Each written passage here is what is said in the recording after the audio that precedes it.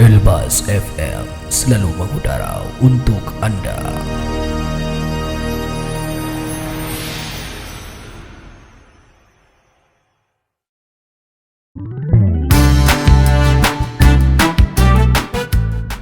Masih di podcast Elbas, tentunya bersama Dini dan di segmen ekonomi kali ini ya. Dan di part sebelumnya ini Dini membahas kelanjutan part sebelumnya, part kedua dan pertama ya.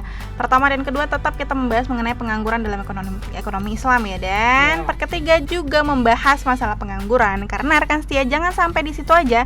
Rekan setia harus tahu pengangguran itu sebenarnya tuh seberapa rumitnya sih, banyak pembahasannya gitu ya. Dan memang sekarang masih bersama Mem Wardah untuk membahas pengangguran dalam ekonomi Islam di segmen ekonomi. So, Mem, kemarin di part kedua, Dini ingat banget deh di part itu ya. Dan kemarinnya lagi itu ya, yang pembahasan kita sangat seru itu terakhir ya, membahas mengenai jenis-jenis pengangguran. Betul. Berdasarkan, tapi kemarin itu kalau nggak salah ya, pasti benar, lama waktu bekerja. Iya, lama waktu bekerjanya ya. Ada satu lagi tuh. Apa tuh, Mem? Kategori untuk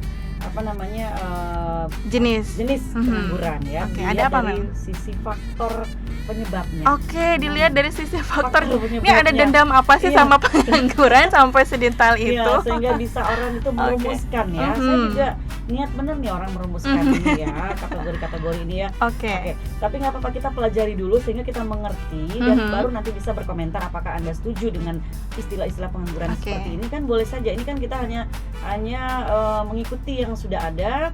Dan bagi yang tidak setuju, karena saya pikir ini ilmunya sifatnya kan sosial, tidak 1 tambah 1 sama dengan 2 gitu ya. Jadi masih bisa diperdebatkan selagi memang alasan kita kuat gitu kan. Silakan menyampaikan opini nanti ya, Mem ya. Betul sekali. Oke.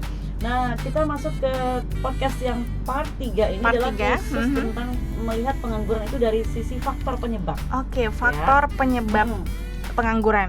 Kenapa sih dia pengangguran ya? Yes, apa yang menyebabkan ya? Ini kayak ibu-ibu tetangga yang kepo, kenapa sih dia nganggur?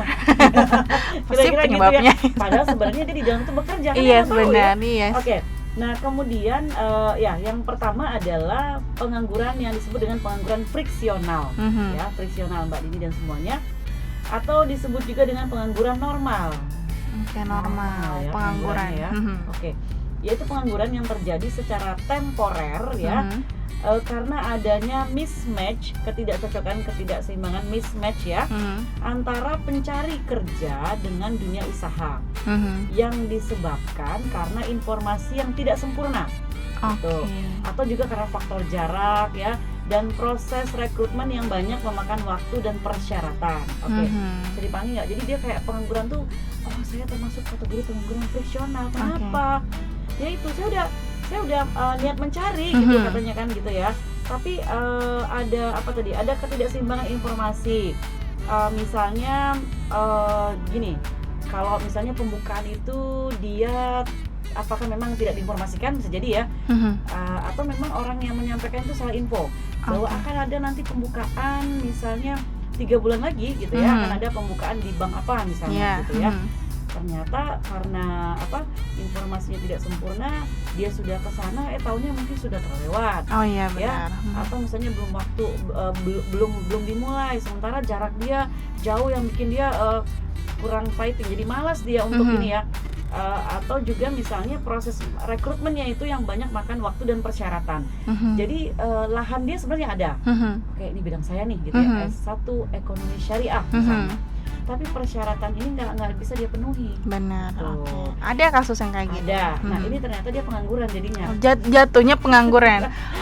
Ya, pada saat itu dia pengangguran kalau dia tidak membuka alternatif lain kan begitu. Artinya dia maunya itu. Ya udah, saya tunggu lagi 2 tahun, setahun lagi 2 tahun yang akan datang ya. Kerja dong ya. Benar. Nah, pada saat dia itu karena alasan itu namanya pengangguran friksional. Friksi gitu, terbatasi dengan ya secara tidak sengaja gitu ya. Nah, kemudian ada lagi namanya pengangguran struktural. Terstruktur berarti nih Mbak Dini, bisa aja pengangguran terstruktur. Itu kayak apa ya? Nah, ini adalah pengangguran yang timbul karena adanya perubahan struktur perekonomian. Jadi perubahan situasi ini ya di dalam perekonomian. Misalnya kita berubah dari misalnya karena kemajuan negara kita ya, atau perkembangan dari negara kita dari negara agraris tadinya pertanian gitu kan, tiba-tiba menuju negara industri. Oke, jadi otomatis ini banyak menimbulkan perubahan dalam kehidupan masyarakat yang otomatis misalnya faktor sosial budaya di masyarakat itu juga berubah. Mau tidak mau berubah ya. Iya, karena tadi dari yang bertani kemudian menjadi negara industri. Artinya kaget dong ya. Jadi yang membuat, tapi bisa jadi di sini artinya yang membuat itu ya situasi perekonomian yang membuat orang itu menjadi nganggur gitu loh. Benar. Kan gitu. Artinya bisa saja tadinya dia hanya petani dibekali untuk menjadi petani biasa misalnya kan, oke, dia bisa menanam segala macam bisa gitu, tapi kemudian tiba-tiba karena tadi situasi perubahan perekonomian itu berubah menjadi industri-industri yang misalnya harus menggunakan mesin atau yang lebih canggih lagi, dia nggak ada bekal di situ misalnya, akhirnya tidak bisa mengimbangi ya, ini bisa juga menyebabkan pengangguran yang terstruktur ya. Jadi kayak ada apa nih? Jadi kesengajaan atau ketidaksengajaan jatuhnya ya gitu ya. Kalau misalkan zaman sekarang yang corona ini kan banyak ya, Mem. Maksudnya ya mau tidak mau bisa jadi ya. Iya, menimbulkan banyaknya pengangguran gitu. Ya. Berarti itu masuk ke yang struktural. Struktural ya. Itu masuk struktural. Tapi boleh nanti kalau ada yang tidak sepakat, ini sengaja mancing ya. Jadi kita mancing diskusi nih, apakah pandemi ini banyak yang nganggur itu karena struktural atau ada alasan lain? Nah, boleh. Ini boleh nanti saya juga akan melontarkan pertanyaan bagi pendengar podcast, khususnya mahasiswi yang sedang mengambil mata kuliah ekonomi makro Islam nih Mbak Dini. Apakah itu termasuk ke pengangguran struktural atau ada jenis lain? Karena kan artinya gini, tadinya orang itu tidak menganggur, dia sudah punya usaha, dia bekerja, tahu-tahu di PHK. Benar. Kan begitu ya? Di PHK nganggur dong. Nah, apakah perubahan seperti ini kita sebut dengan struktural? Benar. Kita tinggalkan dulu pertanyaan ya. Nah, kemudian yang ketiga itu adalah pengangguran musiman. Musim nganggur ya. Iya, ini kalau musim durian Nah, setuju ya itu ya. Musim apa mangga misal ya. dan lain-lain, ini musim pengangguran musiman ya. Apa pula ini jenisnya ini pengangguran musiman bermusim ini, ya? Bermusim. Lagu ya bermusim kita. Emang gitu kalau udah di radio tuh bawaannya ya kepekaan sama sesuatu tuh nyambung gitu ya. Nyambung aja gitu. Lagu ini kayak benar. Ya. Oke, jadi pengangguran musiman itu adalah pengangguran yang timbul karena perubahan dan siklus waktu. Ya, namanya musim kan, ada siklus waktu yang berubah. Jadi fenomena ini misalnya terjadi pada beberapa jenis industri rakyat seperti produsen, nih misalnya ya, produsen baju muslim, atau baju takwa apa istilahnya begitu, baju syar'i gitu ya, yang meningkat menjelang bulan puasa dan lebaran. Tapi kemudian sepi pada saat misalnya jadi tiba-tiba sepi, terpaksa si pelaku industri ini tadi merumahkan sebagian pekerjanya. Nah, ini musiman. Apakah COVID kita sebut musim COVID? Iya, tapi kalau COVID ini kayaknya nggak sebulan 2 bulan deh. Ya, menahun kayaknya ya. Menahun ya. Jadi kan begini, artinya mungkin omsetnya itu meningkat menjelang puasa ya dan lebaran. Tapi kemudian setelah itu sepi, jadi setelah itu ya akan merumahkan lagi sebagian karyawannya yang harusnya bisa bertahan. Tapi ini saya rasa coba deh, saya pengen pandangan kritis dari mahasiswa. Apakah masih setuju dengan jenis pengangguran ini yang kemudian contohnya seperti itu? Nah, apakah Anda lihat fenomena sekarang kalau memang misalnya tadi dicontohkan produsen baju syar'i yang misalnya lepas lebaran dia meningkat. Nah, apakah fenomena ini yang saat ini kita lihat, apakah memang masih terjadi hanya di bulan puasa atau jelang lebaran saja, atau masih bisa berlangsung seterusnya? Karena kan kita tahu sendiri ekonomi syariah juga semakin booming gitu kan, seiring kesadaran orang untuk menggunakan baju muslimah, baju syar'i juga semakin meningkat, ya kan? Kemudian ditopang dengan kita juga pemerintah sedang menggalakkan tentang industri halal seperti itu. Nah, apakah Anda sepakat kalau kemudian orang-orang yang menjual baju tadi, karena dicontohkan di sini karena dulu sebelumnya kan identik baju-baju berhijab ya, itu kan hanya dipakai pas lebaran. Benar, dulu untuk sholat gitu ya. Tapi sekarang sepertinya ini agak tergeser kalau saya pikir. Nah, mungkin ada contoh lain yang bisa rekan setiap podcast Elbas memberikan contoh. Jadi kira-kira yang begini contoh musiman itu. Jadi dia hanya bisa mempekerjakan orang pada saat musim tertentu. Musim durian misalnya kan. Jadi dia ngambil pegawainya untuk ya. Iya benar. Setelah itu ya sudah gitu karena ya. Ibarat musim buah kan benar Ya tuh ya. benar. Nah, tapi coba cek lagi di sekeliling kita contoh fenomena yang ibaratnya seperti musiman seperti ini, ada nggak yang polanya seperti itu? Itu namanya pengangguran musiman. Karena setelah itu dia tidak bekerja, ya udah di rumah aja karena ya belum musim lebaran, belum musim apa misalnya begitu ya. Benar. Itu yang ketiga. Nah, kita lanjut kedua lagi. Ada namanya adalah pengangguran teknologi, ya. Pengangguran teknologi itu adalah pengangguran yang disebabkan karena penggunaan teknologi baru dalam proses produksi sehingga banyak tenaga kerja yang terpaksa kehilangan pekerjaannya. Nah, kita diseiring teknologi itu misalnya sekarang contohnya orang semakin ke arah penggunaan teknologi media sosial misalnya. Tapi ada di kita yang buka usaha tidak ngerti cara menggunakan media sosial. Akhirnya kita mengalami pengangguran karena teknologi, ya hanya bisa bekerja itu ataupun mempekerjakan ya yang manual-manual saja kan. Jadi masih ada nganggurnya begitu. Kenapa? Karena dia tidak bisa mempromosikan, otomatis orderan sepi. Nah, kan begitu ya Mbak Dini ya. Jadi bisa saja dia menganggur karena adanya teknologi baru. Makanya memang soal teknologi ini kan kita harus melek terus ya, supaya usaha yang kita miliki atau apapun itu kita bisa mengimbangi teknologi baru ini. Benar. Seperti itu. Nah, kemudian yang kelima yang pengangguran dilihat dari faktor penyebabnya adalah pengangguran konjungtur namanya.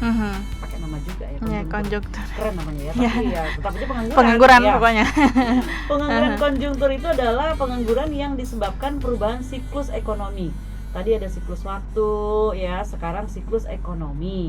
Karena perubahan prioritas dan kebijakan ekonomi dari pemerintah yang berkuasa. Nah, jadi jadi perubahan siklus ekonomi karena perubahan kebijakan ekonomi yang dilakukan oleh pemerintah bisa menyebabkan orang itu jadi pengangguran.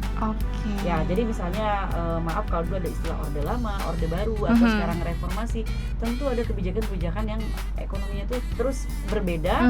Mungkin ada yang melanjutkan tapi tidak seberapa. Biasanya setiap pemerintahan pasti punya kebijakan baru yang tadinya mungkin orang itu bisa ngimbangi dan masuk angkatan kerja, misalnya pencari kerja, masih bisa ngimbangi, tapi karena ada kebijakan ekonomi yang baru membuat dia jadi yang nganggur karena saya nggak masuk kriteria. Benar. Ya, ini juga memang perlu kebijakan dari pemerintah untuk bisa mengatasi ini.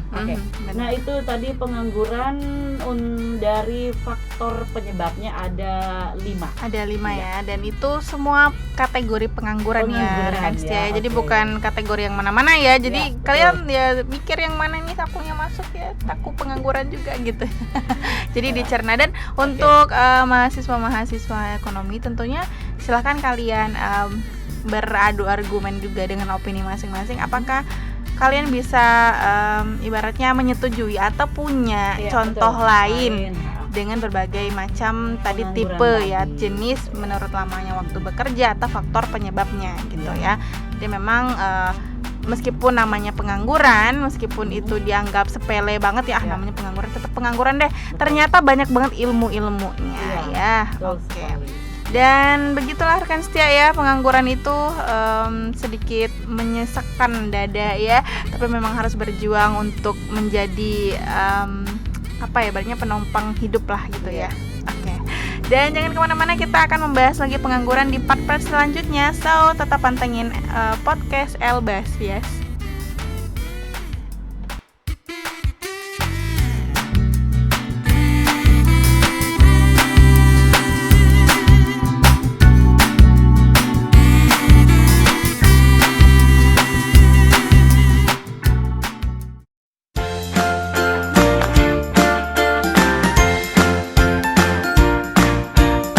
Saja dan kapan saja, pastikan Anda selalu menyimak 97.6 Radio Elbas FM.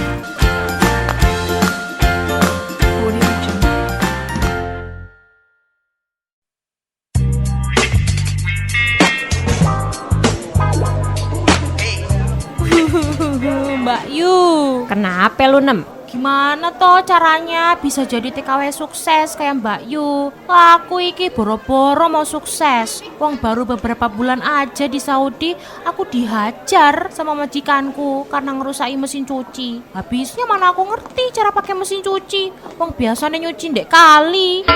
Lah, emangnya lu kagak dikasih tahu caranya? Dikasih tahu sih, tapi mana aku ngerti bahasa mereka. Pakai lala anak gitu. Aduh, mengkenye. Lu kalau mau kerja di negeri orang harus siap-siapin diri dong. Kayak gua nih bisa sukses karena agen TKI gua top tier dah. Gua diajarin bahasa Arab, diajarin pakai peralatan rumah tangga yang canggih-canggih noh. Dan yang paling penting, gue diajarin budaya dan kebiasaannya orang Arab. Makanya gue disayang sama mereka sampai bisa sukses nih kayak sekarang. Anak khadimatul khair. Apa itu artinya Mbak Yu? Saya asisten rumah tangga yang baik. Persiapkan diri dengan baik sebelum bekerja di negeri orang.